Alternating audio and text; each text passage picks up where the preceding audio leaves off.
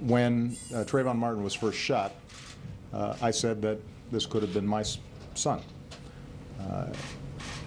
Another way of saying that is Trayvon Martin could have been me 35 years ago. Well, President Obama surprised the press on Friday, walking into the White House briefing room and offering his first comment since George Zimmerman's acquittal. But instead of focusing on the verdict, he focused on race. Was that the right idea? Did it work? Let's bring in Kevin Jackson, author of The Big Black Lie. Kevin, thanks a lot for joining us on Fox and Friends. Did the president describe an America you recognize? Not at all, Tucker.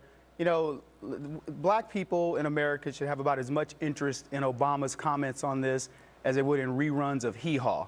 This is such a ridiculous notion of what he's trying to present. I was talking to the producers earlier, and I said, anybody under 40 in America, a black kid in America, doesn't even recognize what Obama's talking about. Now, you have 4 boys. Did you talk to them about the Zimmerman trial? No, not at all. And the reason is, it would be like asking me, did I talk to them about the 40 or 50 or 70 people that were killed in Chicago, young black teens, since the verdict of Zimmerman. It's of no interest, not in the sense that I don't feel for the tragedies that have occurred, but we don't talk about that, you know, unless it just happens to come up. That trial was insignificant to us because it goes on. This is the type of thing that, quite frankly, happens in America. Zimmerman did, you know, had a tragedy occur, but other than that, it wasn't really a news story in our family. Right. Now, if you read the press accounts today in the New York Times or Politico or any liberal outlet, they are holding up the president as a sort of spokesman for the black experience in America. Do you think that's accurate?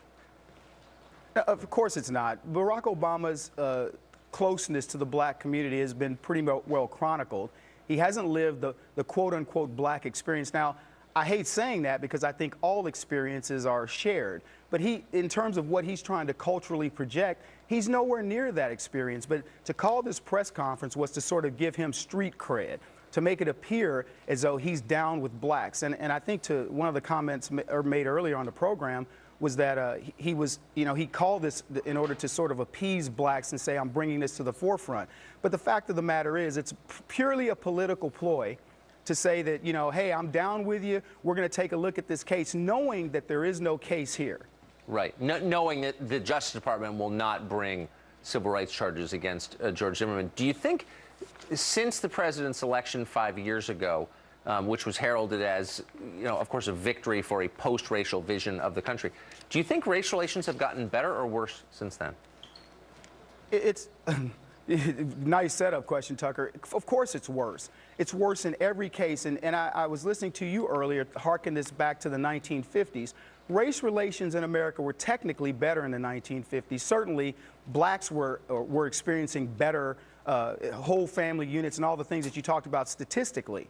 And here we are, black president, many people in the black community who've proven that America is the land of opportunity if you choose to work at it.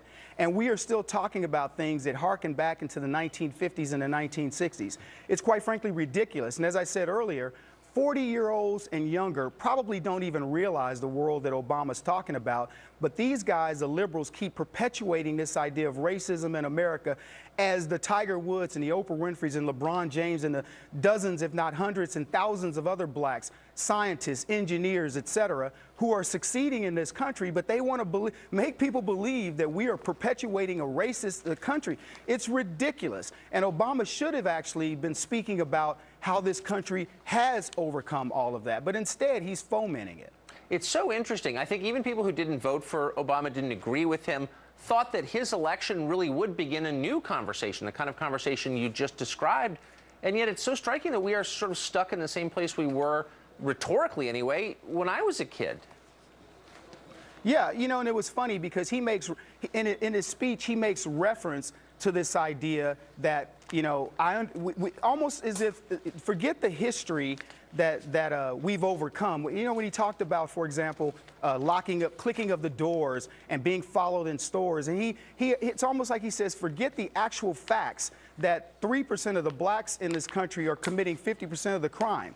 There's a reason why a lady clutches her purse. There's a reason why people lock their doors when they see a horde of young black teens coming from them. And oh, by the way, it's not just white people doing that. Black people do the same thing. Yep. So again, it's placating all these notions that you're delusional if you believe that crime, that you're going to get carjacked by a black kid. Yep. That's not delusion. That's reality. Kevin Jackson joining us from St. Louis. Really appreciate it. Thank you. My pleasure, Tucker.